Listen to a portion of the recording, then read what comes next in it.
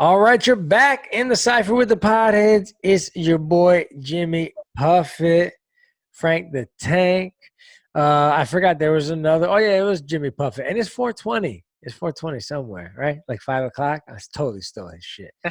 But anyway, it's my turn to do the drug screening, folks, and you know what the drug screening is all about. It's about shitty movies that weed makes better because weed makes everything better. 2020's been shitty. And let me tell you, I'm only in a good mood because it's because I got bud. Yeah. And I got my kids for the summer. So that's great. Been spending a lot of time with them doing all kinds of cool stuff. But the bud keeps me from beating their asses. Anyway, all right. Drug screening. Did you ever see Son of a Woman? Yup. You ever seen Son of a Woman on weed?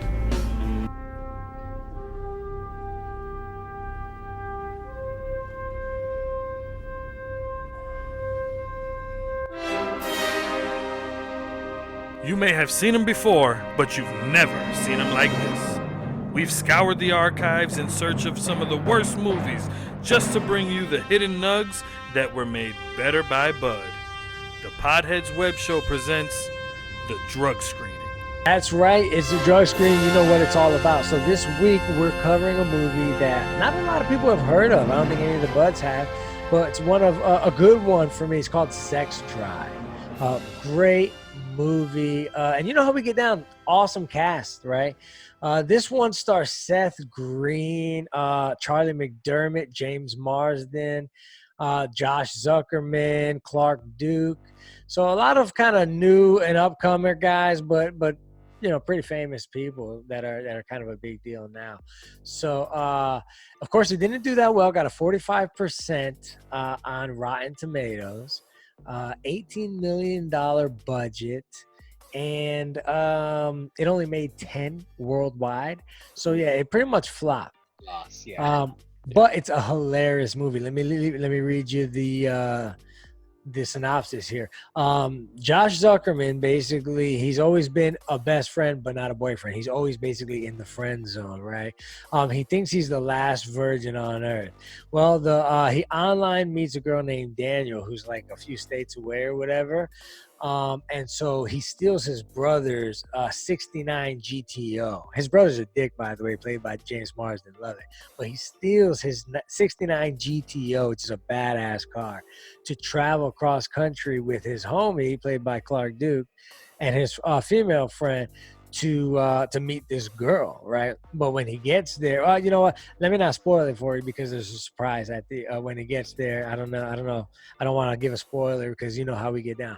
But great movie, hilarious movie. I mean, from beginning to the end, I was dying. And if you're smoking, you don't even need to smoke, but if you smoke, it just makes everything that much better. Sex Drive, 2008, a very slept on movie. You'll recognize the actors, very good. Hashtag drug screening. Yeah, I mean, small Dwight or mini Dwight. Yeah, exactly. Dwight Jr. from The Right. Office. Yeah. Yeah, you know what I was gonna say, that movies that are good when you're baked are always terrible because people who watch it when aren't baked, that stuff isn't funny to them. Like, you know what I mean? Yeah. Those kinds of gags. I don't know. Anyways, drug screening, nice one. I'm just the middleman, guys, in this segment because I'm gonna ship it right over to See Money, and I'm just gonna be quiet, get my popcorn because it's time for what burns See Money's high. Yeah, it's a weird one because, like I said, I feel like a lot of people will look at me and not want to listen to anything I have to say about what's going on, but you should probably hear me out because I think it's an interesting perspective. This is what burns my high. Hey buds, this is Making See Money from the Podheads Web Show. Welcome to my segment called Burns My High. This is a segment where I vent to my fellow peers about what irritated me since last time we came together, whether it be everyday life or an interaction with someone on social media, most of which your everyday person can relate to. So this is what recently burned my high. Yeah, so like I was saying, just jump right into this. It's very strange because, as I mentioned before, I watched that documentary, The 13th, and what's so important to me, and the point I was trying to get out earlier, is that it shows anyone really, but it's mainly important white people, that you have to understand that the anger and the bitterness and resentment that them as a people have had for all these years, that documentary shows you a good portion of why, like, ever since ever they were stumbled upon by us, they've been fucked ever since. And what's really ironic is that I had this notion that imagine being a fat, slobby,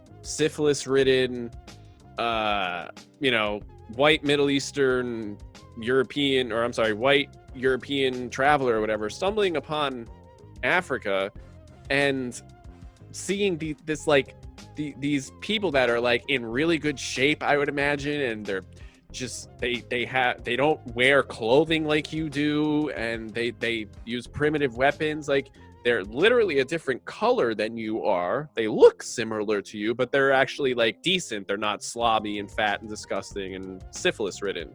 So it's also amazing that civilization started in Africa. Whether you want to believe that or not, it's true. So if anything, we owe them that. So we should have never fucked with anybody ever. We owe them civilization. We all wouldn't even be here bitching and moaning about thinking that we're, and when I say bitching and moaning, I literally see people claiming like they're justifying some of the things these police do. Because again, the people that are causing damage to buildings or to other people, they're getting thrown into this whole group that they're all the protesters. They're not all the protesters. And again, like Frank was saying, a lot of these people are white. I see the videos too, especially in California. It was just a bunch of white kids, probably like 18, 20 years old, running out of vans. You know what I mean? Like skateboards. And again, there's being bricks and stuff strategically placed. There are cop cars being set on fire that are John Jones away. I'm sorry. Didn't John Jones like grab a spray paint cans from like two white boys? Yeah, from two white kids. Yeah.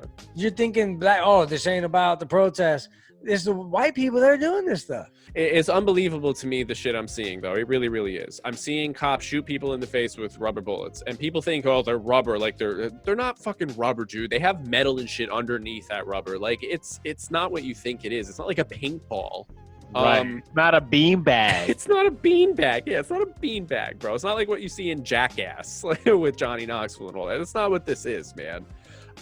Again, people getting shot in the eye. I saw that poor chick lose her eye from being shot, and she was an innocent protester. And what's so amazing to me is that you're telling me that if I'm sitting here just protesting, minding my own business, you come up and inflict pain on me, I can't retaliate in any way, shape, or form because you're wearing uniform? That is so crazy to me. That's not how life works. I'm sorry. That's not how my little Sicilian broke ass was raised. That's not what happens in life. So it's really, really, I'm happy that things are finally getting out. I'm really happy that people are finally waking up other people who have been dormant. Maybe they've been aware of things going on, but they're, bro, I got my life, I got my family, can't really get involved, I'm sorry, it is what it is. It's those types of people. And I guess I have been those types of people up until now, because again, I'm not really sure what I'm capable of doing. I don't make a lot of money. I don't have much of a platform. I'm not anyone of any stature. So the little I can do is share petitions and do things like this podcast. But I have two family members that are cops. One was, and I also have had friends and family members who are racist as well. And I've had to educate them. And it's very, very interesting when you become self-aware of what's going on in the world, and then you see it amongst your own peers, and then you have to go, oh, okay, so you don't know what the fuck you're talking about either. Wow. And I've gotten into debates, all these things, and actually had to educate own family members on, you literally don't know what the fuck you're talking about. Like, again, they didn't know civilization started in Africa. A lot of people don't know that. Hey, guess what? You know what I mean?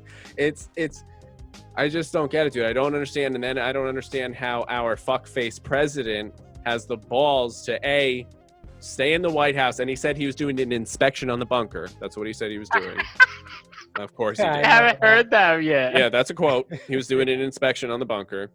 So even Hitler didn't say he was doing it. He was just like, I'm out. I'm retreating to this bitch. You all fight. I'm going down here. He wasn't like, oh, I do an inspection. I be back. Yeah. No, this fucking dude, it's unbelievable. Meanwhile, all the other governors of other states are criticizing Trump, and they're tweeting and trying to get control of shit. And this guy's just hiding this whole time, bro.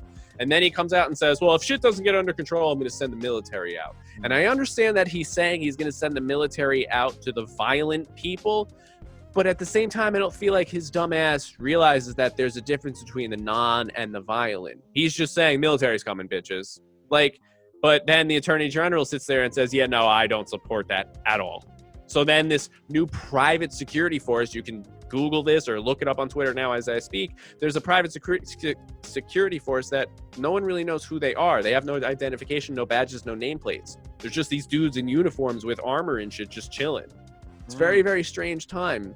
And I don't know what to make of it. I hope everything settles down, and obviously we need a huge change. This country is more fucked up than ever. The companies are in power. I mean, it's so amazing, dude, that you're gonna sit here and tell me we don't have money to help these poor fucking broke neighborhoods that these poor people live in, but they have $4 trillion to give for a fucking bailout when the economy crashes to Wall Street.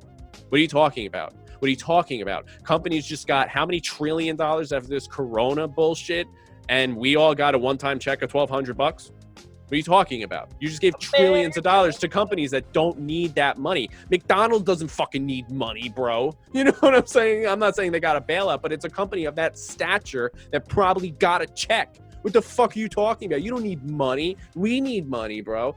And it just shows you how fucked up everything is. I really hope that it changes, but I want your guys' opinion, and then I'll just close on that, because in terms of leaders, because we're going to segue into the Agent Orange in a second. It's strange that we don't have one leader for this, right?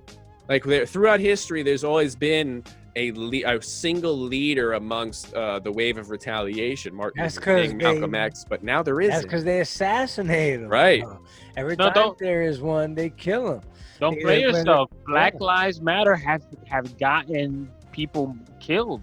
Their leadership in places like Indiana, I don't have the facts, but Google, I promise you. Because when I read about it, I was disgusted. Like, wow, another leader of a movement killed in a lazy ass way, like an obvious ass way. It's crazy. It's happening right now. And just to wrap it up, guys, like I said, I feel like this all started because these disgusting fat slob of English settlers stumbled upon this civilization one day that were just minding their own business, just surviving, doing their thing, decided to take them against their will because they had gunpowder and the other ones didn't. It is what it is, I guess. And then they somehow demonize them. They were in the wrong, and they turn it around on the poor people that were kidnapped in the beginning and then demonize them eventually. If you don't understand why that's so twisted, you're part of the problem. It's just horrible, guys. And we're going to segue now into a leader, because that's not what we have right now, and we desperately need one. So hopefully one surfaces. And I don't think it's Biden either, but we're going to get into it. We'll be right back. It's the Potheads.